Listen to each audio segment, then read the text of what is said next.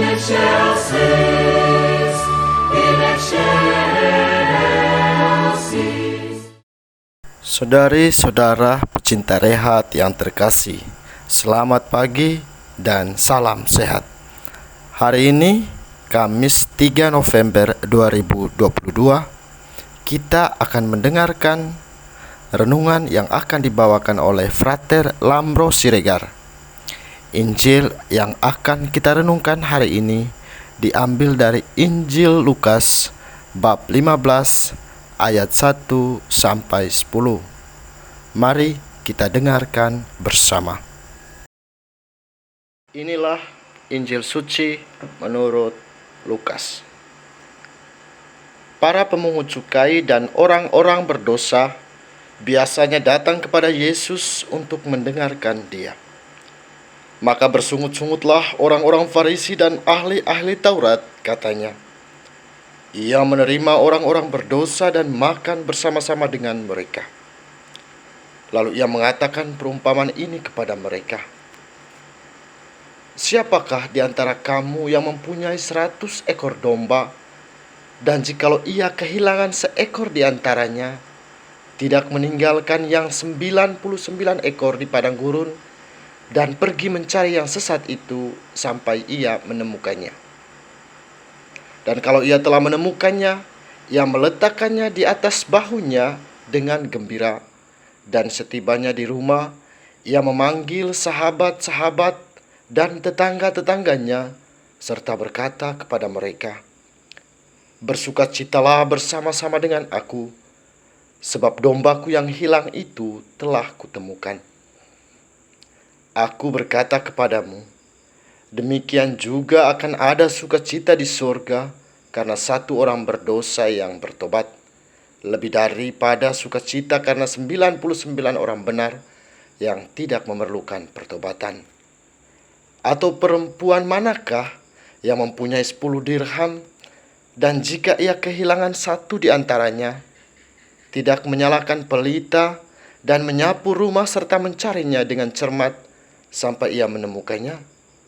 Dan kalau ia telah menemukannya, ia memanggil sahabat-sahabat dan tetangga-tetangganya serta berkata, "Bersukacitalah bersama-sama dengan aku, sebab dirhamku yang hilang itu telah kutemukan." Aku berkata kepadamu, demikian juga akan ada sukacita pada malaikat-malaikat Allah karena satu orang berdosa yang bertobat. Demikianlah sabda Tuhan. Saudara-saudari yang terkasih, selamat pagi. Selamat memulai aktivitas baru. Tema kita untuk kita renungkan pada hari ini tentang kasih Allah mempersatukan manusia dalam pintu pertobatan. Pada hakikatnya manusia adalah homo socius, yang berarti manusia hidup membutuhkan orang lain. Dengan kata lain, manusia tidak bisa hidup tanpa orang lain. Kehidupan sosial tentu tidak bisa terelakkan. Sedangkan dalam hidup sosial, manusia membangun hukum sosial yang disebut dengan hukum moral bersama. Pada awalnya hukum moral itu berlaku supaya terorganisir sikap dan perilaku manusia dengan sesamanya dapat berjalan dengan baik. Misalnya saja, dalam budaya kita masing-masing ada sebutan terhadap masing-masing orang. Contohnya, dalam suku Jawa ada sebutan Bude, Pakde, Pakle, Bule, atau bahkan Mbah.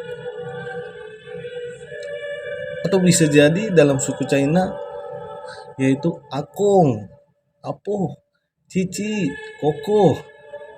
Dalam suku Batak juga ada Opung, Tulang, Ngamburu.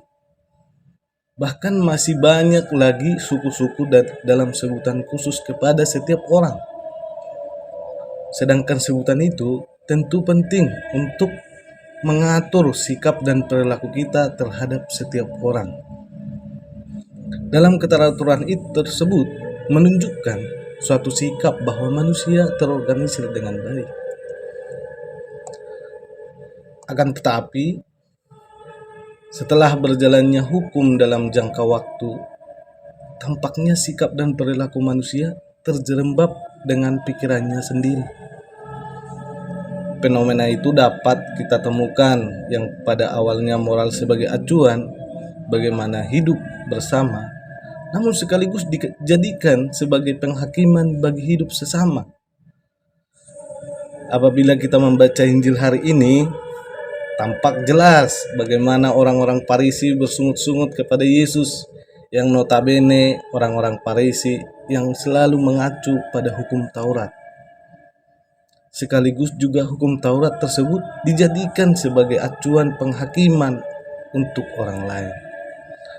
Maka Yesus membuka pintu hati semua orang dengan kasih-Nya, bahwa adapun hukum Taurat adalah acuan hidup bersama, bukan sebagai penghakiman kepada orang lain. Maka ketika kita membaca kitab Yakobus 4 ayat 12, tertulis di sana, "Siapakah engkau menjadi hakim bagi sesamamu?" Dalam ayat tersebut, kita tidak pernah layak menjadi hakim bagi sesama kita, yang karena kita juga tidak luput dari kesalahan. Sedangkan yang pantas jadi hakim adalah Dia yang tidak pernah salah dan selalu benar. Dengan kata lain, yang pantas dan layak itu adalah hanya Tuhan.